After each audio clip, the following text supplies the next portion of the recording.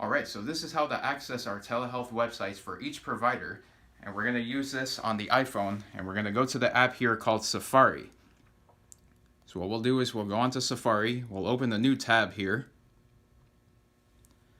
So depending on which doctor you're going to be seeing, you're going to use the same first half of the website, which is doxy.me.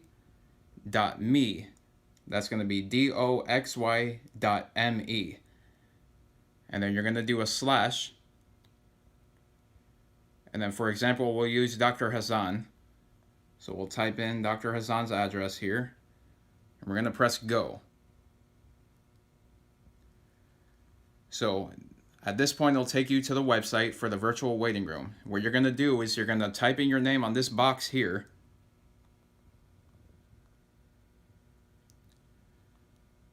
So once you have your name in, press check in. It's going to give you an option to enable your camera. You're going to want to do that.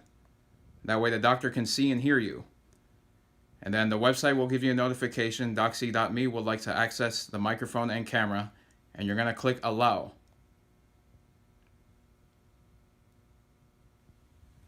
And there you have it.